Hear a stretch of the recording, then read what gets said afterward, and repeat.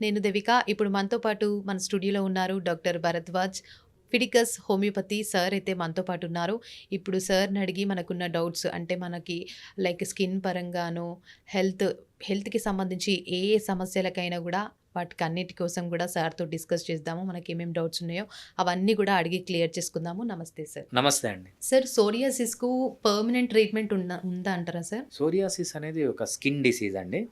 ఆ స్కిన్ డిసీజ్‌లో ఏమవుతుందంటే, మన ఇమ్యూన్ సిస్టము మన స్కిన్‌ను ఒక ఫారిన్ బాడీ అనుకోని దాన్ని అటాక్ చేయడం మొదలుపెడుతుందనమాట. నార్మల్‌గా మనల్ని ఏదన్నా మనకి ఒక బ్యాక్టీరియా వచ్చింది, వైరస్ వచ్చింది, ఒక ఇన్ఫెక్షన్ మన లోపలికొస్తే మన ఇమ్యూన్ సిస్టమ్, మన రోగనిరోధక శక్తి దానికి అగెన్స్ట్ యాక్టివేట్ అయ్యి దాన్ని చంపాలి. ఈ సోరియాసిస్ కండిషన్‌లో ఏమవుతుందంటే, మన అలవాట్ల వల్ల, మనం చేసుకునే తప్పుల వల్ల ఏమవుతుందంటే, మన స్కిన్‌ని ఒక ఫారిన్ బాడీ అనుకోని దాన్ని అటాక్ చేయడం మొదలుపెడుతుంది. ఎప్పుడైతే అటాక్ చేయడం మొదలుపెడుతుందో, దాంట్లో స్కిన్ మనకు ఊడిపోతూ వస్తుందనమాట పైన. హ్మ్. ఒక స్కేల్స్ లాగా చేప పొలుసులు ఎలా ఉంటాయి, అలా ఊడిపోతూ వస్తుందనమాట. దాన్ని సోరియాసిస్ అంటాం. దీనికి అలోపతిలో ఏం ట్రీట్మెంట్ ఉంటుంది అంటే స్టెరాయిడ్స్. ఇక్కడ ఇమ్యూన్ సిస్టమ్ పనిచేస్తుంది కదా! ఇమ్యూన్ సిస్టమ్‌ని సప్రెస్ చేయాలి. ఇమ్యూన్ సిస్టమ్ పని చేయకుండా చేయాలి. ఎప్పుడైతే స్టెరాయిడ్స్ ఇస్తామో ఇమ్యూన్ సిస్టమ్ పని చేయకుండా అయిపోతుంది. దాని సైడ్ ఎఫెక్ట్‌గా ఏముంటుందంటే ఇన్ఫెక్షన్స్ ఒస్తాయి. సో, మనం ఆటో ఇమ్యూన్ డిజార్డర్‌ని తగ్గిస్తున్నాం. ఇన్ఫెక్షన్స్ అనేవి వస్తాయన్నమాట.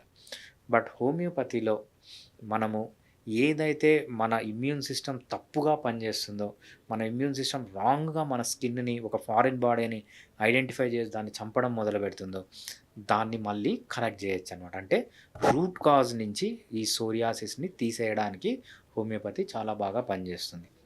ఏదైతే రాంగ్‌గా ఐడెంటిఫై చేసిందో, అది మన ఇమ్యూన్ సిస్టమ్ తప్పుదోవ పట్టిందో దాన్ని కరెక్ట్ చేయడం మన హోమియోపతి మెడిసిన్స్ ద్వారానే పాసిబుల్ అనమాట.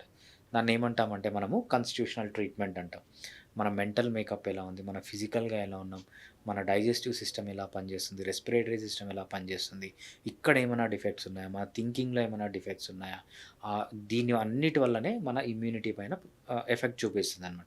సో, ఇవన్నీ కరెక్ట్ చేసినప్పుడు ఇమ్యూనిటీ కూడా కరెక్ట్ అయ్యి సోరియాసిస్ అనేది కంప్లీట్‌గా తగ్గిపోతుంది. సక్సెస్ రేట్ అనేది డిఫరెంట్ కేసెస్‌లో డిఫరెంట్‌గా ఉంటుందనమాట. 100 కేసెస్ వచ్చాయనుకోండి సోరియాసిస్. 60% ఆఫ్ ది కేసెస్‌కి కంప్లీట్‌గా తగ్గిపోతుంది. మళ్ళీ ఎప్పటికి రాదనమాట. ఒక 20% ఆఫ్ ది కేసెస్‌కి మనం ఏం చేస్తామంటే కంప్లీట్‌గా తగ్గించలేము.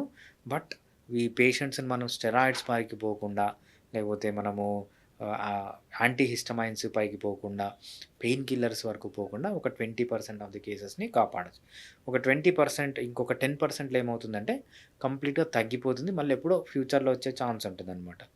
ఇంకొక 20% ఆఫ్ ది కేసెస్ ఫెయిల్ అవుతాయి. అంటే 100లో 60 కేసెస్ మంచిగా సక్సెస్ అవుతాయి.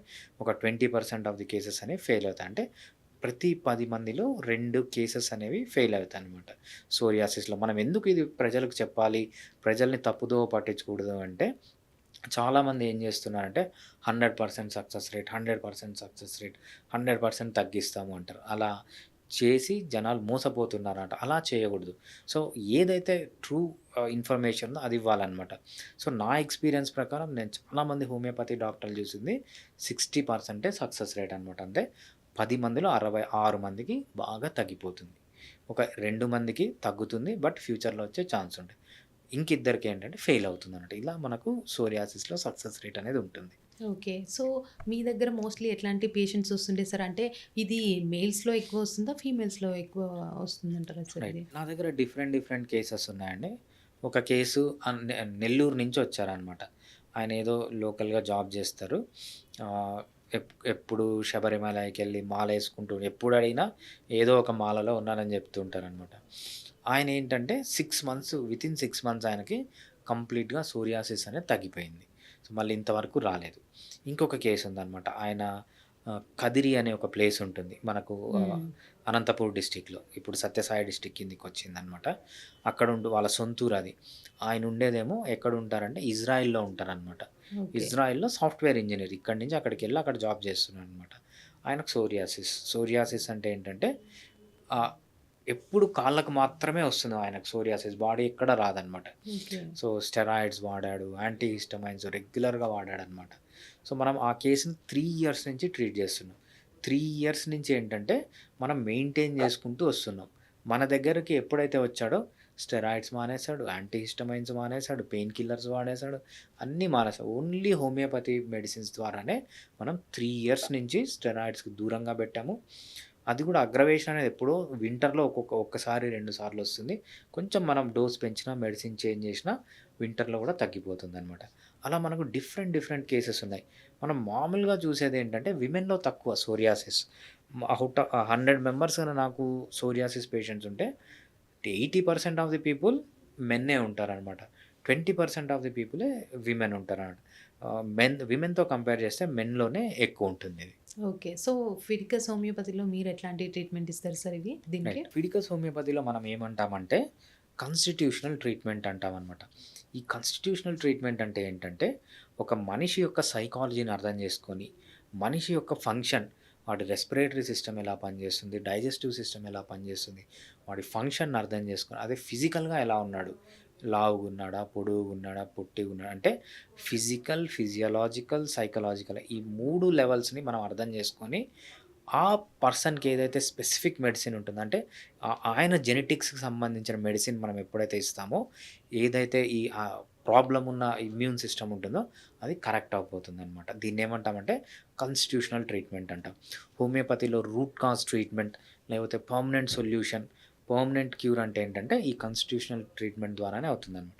ఓకే. ఎప్పుడైతే మనం హోలిస్టిక్ ట్రీట్మెంట్ అంటాం, కాన్స్టిట్యూషనల్ ట్రీట్మెంట్ అంటామో మోస్ట్ ఆఫ్ ది పీపుల్‌కి కంప్లీట్‌గా విత్ రూట్ కాజ్ తగ్గిపోతుందనమాట. ఓకే. సో, దీనికి ఎంత టైం పట్టొచ్చు సార్ తగ్గడానికి? It depends on the case అండి. నార్మల్‌గా 3-6 మంత్స్‌లో మోస్ట్ ఆఫ్ ది పీపుల్‌కి తగ్గిపోతుంది. కొంతమందికి ఏంటంటే 2 ఇయర్స్ పట్టొచ్చు. కొంతమందికి 3 ఇయర్స్ కూడా పట్టొచ్చనమాట. ఈ డిసీజ్‌లో కొంచెం ఓపికగా ఉండాలి. ఇది ఒక రోజు, 2 రోజులు వచ్చిన డిసీజ్ కాదు. వీళ్ళు కొన్ని సంవత్సరాల నుంచి వాళ్ళ బాడీని అబ్యూజ్ చేయడం. అంటే అనవసరంగా మెడిసిన్స్ తీసుకోవడం, అలోపతి మెడిసిన్స్, అనవసరంగా స్టెరాయిడ్స్ వాడడం, జంక్ ఫుడ్ తినడము, కెమికల్స్ ఉన్న ఫుడ్ తినడము, కెమికల్స్‌కి బాగా ఎక్స్‌పోజర్ కావడం. సో, ఇవన్నీ కొన్ని సంవత్సరాల నుంచి చేస్తూ ఉంటారు కాబట్టి వన్ ఫైన్ డే ఇంత అబ్యూజ్ చేసినప్పుడు ఒకరోజు బయటపడుతుంది. కొంతమందిలో 3 మంత్స్ పడుతుంది, కొంతమంది 6 మంత్స్ పడుతుంది, కొంతమందికి 2-3 ఇయర్స్ పట్టడం కూడా నేను చూసాననమాట. ఓకే. ఈ డిసీజ్‌లో పర్మనెంట్ సొల్యూషన్ అనేది ఉంటుంది. బట్ ఓపిక అనేది చాలా ఇంపార్టెంట్. ఎవరైతే ఓపికగా రెగ్యులర్‌గా మెడిసిన్ తీసుకుంటారో ఈ డిసీజ్ నుంచి బయటపడతారనమాట. ఓకే. సో, వీళ్ళకి మీరు ఎట్లా సజెషన్ చేస్తారు సార్? లైక్ ఫుడ్ పరంగా గానీ ఎట్లాంటి జాగ్రత్తలు తీసుకుంటే బెస్ట్ అంటారు? రైట్. ఏదైతే వీళ్ళు పాటించాల్సినవి 5 ఇంపార్టెంట్ పనులుంటాయన్నమాట. మంచి డైట్ తీసుకోవడం, బాగా ఆకుకూరలు, కాయగూరలు, నట్స్, మీటు ఇవన్నీ తీసుకోవాలి. జంక్ ఫుడ్ మానేయాలి. ఎక్కువ ఒమేగా 3 6 ఫ్యాటీ యాసిడ్స్ అంటామనమాట. జంక్ ఫుడ్ మనం బయట తింటుంటాం చూసారా?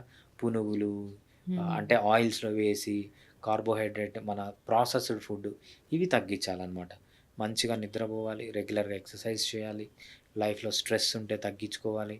దాంతోపాటు ఆల్కహాల్, స్మోకింగ్ ఇవన్నీ ఏమైనా అలవాట్లుంటే ఇవి కూడా తగ్గించుకుంటే చాలా ఈజీగా తగ్గిపోతుందన్నమాట.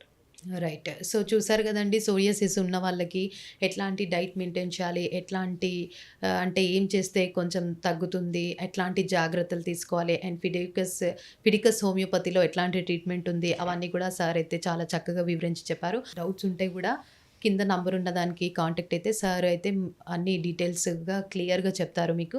Thank you sir. థ్యాంక్స్ అండి. Fiticus Homeopathy